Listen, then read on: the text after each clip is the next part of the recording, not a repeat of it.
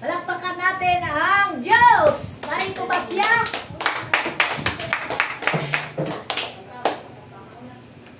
God is good. All the time. All the time. Good. Praise the Lord. Now and forever. Now and forever. Praise the Lord. Yahweh Shaddai. Set my spirit free. Set my spirit free. Yahweh Shaddai. Ngayon, dadako na tayo sa... Ano ba si Mami? Si Sherry. Hindi ko alam. Sharing si Mami. Si-sharing kasi namin. May-sharing ba dito? Wala. Nagsisharing tayo. Ano sharing? Sige.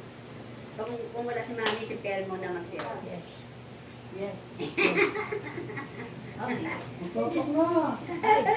Ay, ngayon, dadako na tayo sa panayam. May pagkakulog ng ating kapatid. Sa ating panahon. Sa ating panahon, sa nababagong panahon, ay pagkakulog ng ating ginang. Ginang Tess Iscario. Ako muna daw. O, ikaw na, mauna. Sister Ginang Mel Neredo. Neredo. Kala ko. Nakakababa talaga ng dugo to. Kasi mag-high blood. Walang high blood. Praise the Lord. Now and forever. Puro mga low blood tayo. Maraming salamat po, Ama. God is good. All the All the time. God is good. Now and forever. Set my spirit. Praise the Lord. Tumasik tuloy yung laway ko kay Mami. Sabagay, unawang-unawa tayo ng ating mga televiewers. Dahil 70, 80, mga dekada na talaga. Talagang proud talaga si brother sa kanyang mga, tawag dito, mga hinirang ng ating Panginoon. ng mga propeta. Talagang nagsitanda na. Amen? Di bali kahit na nagsitanda tayo, mayroon naman tayong kinalagyan sa community ito. Amen? Kahit na tayo tumanda at nagkaedad, kay Lord pa rin tayo. Kaya nga, mapalad ang mga batang kasunod natin dahil ang mga lola nila ay nauna na. Kaya nga, maraming salamat kay Ama. Maraming salamat nakabalik ulit si Sister Mel. Amen. 1 week din akong wala. Pero sabi nga natin, ang katulad ngayon talagang sabi ko, akin pa ba ako medyo late na ako. Oo nga, medyo late na ako. Pero sabi ko nga, kailangan magwagi na si Lord sa buhay ko. Amen? Kailangan laging nagwawagi ang Diyos sa buhay natin. Amen? Kung paano noon, sabi nga natin, napagtagumpayan natin ang mga problema, kailangan po hanggang sa ngayon, kailangan matagumpayan natin ang mga problemang dumarating sa buhay natin. Amen? Nandito ba ang ating Panginoon? Amen. Buhay ba siya? Amen. Palakpakan natin ang ating buhay na Panginoon. Bless the Lord. Alam niyo po, yung pagbasa na ito talagang malalim, no? Ipaunawa niyo nga sa akin, anong ibig sabihin nito? Tinutugtugan tayo, pero hindi tayo sumasayaw. Siguro, katulad nung dati na talagang marinig lang natin yung mga ganitong mga awitin, talagang parang ano tayo, yung parang iba ang dating sa atin, yung parang hindi ba natin talaga kapanahonan, no? Siguro, hindi pa tayo mga nasa community noon. Hindi katulad ngayon. Ano ba, saan ba tayo ikinumpara ngayon sa panahon ngayon? Yan. Saan tayo ikinumpara sa panahon natin ngayon? Sa ating paglilingkod sa ating Panginoon. Siguro, sabi nga natin, kahit na panahon ngayon ng mga millennial, mababait naman sila. Ang mga millennial ngayon. Amen? Nasabi nga natin, huwag na natin tingnan yung mga kaugalian ng mga millennial. Ang importante, tayo muna lahat ay magbago. Amen? Lahat muna tayo ay magbago. Magpabago tayo sa Diyos. Amen? Dahil wala naman talaga tayong magagawa kahit ang mga nanay natin at mga magulang natin ay walang nagawa sa atin. Ngunit ang Diyos ay mayroong magagawa. Palakpakan natin ang ating buhay ng Panginoon. Napakabuti ng Diyos dahil tayong lahat ay tinawag at hinirang ng Diyos bilang mga propeta. Katulad dito, ang propeta ni Jesus dito ay si Juan Bautista. Pinauna niya si Juan, nauna si Juan ng mga panahon noon. Nauna siya na dumating dito, no? Ganon ba yun? Nauna si Juan bago si Jesus. Pero si Jesus ay talagang Diyos na talaga. Bago dumating ang mundo ay talagang anak na talaga siya ng Diyos. Amen? At nung nakaraang linggo ko lang talaga naunawaan ang ibig sabihin na tunay na anak ng Diyos si Jesus at tunay din siyang anak ng tao. Parang binuksan ng Diyos ang aking isip, ang aking tenga, ang aking mata, ang aking puso na talagang totoo nga ang ating Diyos dito ay anak ng Diyos. Hindi man siya dumating dito nakakarwahe, nakakotse, pero sabi nga natin, ang mga tayo lumuhod sa ating Panginoon. At tunay nga ang anak din siya ng tao. Dahil si Mama Mary ay tunay na tao. Amen? Kaya nga napakapalad natin at napakaswerte natin at nakilala natin ang Diyos na ito. Na ang Diyos na ito noon pa lang sa simula ay siya ang nagpagaling sa ating lahat. Amen? Nagpagaling siya sa mga tao.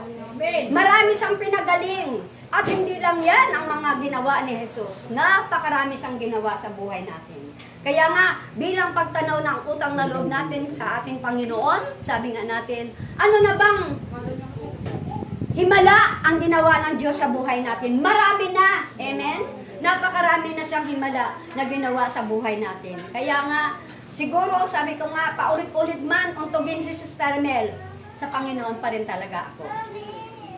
Mauntog man ako, o madapa, o matumba, o mahimlay, kay Lord pa rin tayo. Kaya nga, sabi nga natin, sa kapanahunan natin ngayon, sabi nga natin, magtatanggungpay si Kristo sa bawat puso natin. Kaya nga, saan mo yun makikita na tayo magtatagumpay sa ating Panginoon? Sa pamagitan ng mga dumarating sa atin na mga trials at problema. Doon mo makikita na mayroon ka ng pananalig at pananampalataya sa Diyos kapag dumating ang mga problema na ito at mga dumarating sa atin ng mga hindi maganda. Kaya nga, kung may faith siya kay Lord, panghawakan mo ang pangako ng Diyos. Tsak yun. Gagawa ba siya ng himala? Himala na hindi magagawa ng tao, ngunit magagawa ng Diyos. Palakpakan natin ang ating buhay ng Panginoon. Dumarating sa atin yung mga balakid sa buhay natin, pero sabi nga natin, kung ang faith mo talaga ay intact talaga kay Lord, talagang gagawa at gagawa ng himala ang Diyos. Kaya nga, minsan sa buhay natin, na kapag tayo may pinahintulutan ang Diyos ng mga problema, panghawakan mo lang talaga yung pangako ng Diyos. At pagkatapos humingi ka ng kapatawaran, tsak yun, bukas ang langit para sa hinihingi mo. Wala pa akong hiningi sa ngayon na hindi ipinagkaloob ng Diyos sa buhay ko. Kaya nga, praise the Lord talaga, at napakabuti at napakabait ng Diyos sa atin. Kahit na malaking problema ang dumating sa buhay ni Sister Mel, ito lamang ang aking pinatutoo palagi. Yung kabutihang ginawa ng Diyos sa buhay ko. Kaya nga, nanatili pa rin ako at nanatili akong maglilingkod sa ating Panginoon dahil sa mga kabutihang nagawa niya sa atin. Huwag lang matigas ang ating ulo. Amen? Sinasabi dito, nasaan na ba sa kapanahonan natin ngayon? Tayo ngayon. Amen? Nasaan na nga ba ang aking pananampalataya? Amen? Nasabi nga natin, magtatagumpay ang Diyos sa atin kung tayo lamang ay sumunod sa kanyang kalooban. Wala naman tayo na magagawa. Kaya nga, minsan pinahintulutan sa buhay natin ang mga problema na ito para panghawakan natin ang pangako ng Diyos. Yun, gagawa ng himala ang Diyos sa buhay natin. Ano pa ba ang preba? Nasabi ko nga, ano pa ba ang preba? Nasasabihin ko sa inyo, napakarami ng preba na dumating kay Sister Met at hindi lingid sa inyo ang aking mga problema. Sinasabi ko sa inyo para malaman ng community, para kayo'y magkakaisa, ipanalangin ninyo ang inyong lingkod. Dahil alam ko, inaangkin ko, propeta na rin ako ni Kristo ngayon. Amen? Palakpakan natin ang ating buhay na Panginoon. Wala pa akong hiningi sa ngayon, sa totoo lang, na hindi ipinagkaloob ng Diyos. Kung noon, sarado, parang ang tagal, ang bagal, pero sabi nga natin ngayon talagang panghawakan mo lamang ang salita ng Diyos. Dak yun, gagawa ng himala sa buhay natin. Alam niyo po, parating ko kagad sa iyo sa pamagitan ng sharing para lahat ay nakarinig. Kaya nagkaroon ng bakasyon si Sir, 3 weeks lang yon. Ginarab niya na yung bakasyon niya dahil sa kanyang yung matatapos na yung kanyang kontrata. Mayroon pa sang 3 weeks, kaya ginarab niya na. Dahil binanay ako direct na sa Canada. Yes. Ganyan kabuti ang Diyos, amen? Amen. Na hindi namin na-expect ito. Kahit siya, hindi makapaniwala. Na mabilis ang pagkaproseso ng kanyang mga papeles. Kaya lang siya pumunta rito dahil yung birth certificate na yan na talagang kasi mga matatanda noon. Oo, dito sa Meme, pero umuwi na sa Lucena. Kala ko uwi na bukas. 1 week lang siya rito sa akin dahil yung mga papeles na nilakad. Kaya nga nandiyan pa rin ako sa kanya dahil kumbaga sa ano kasama?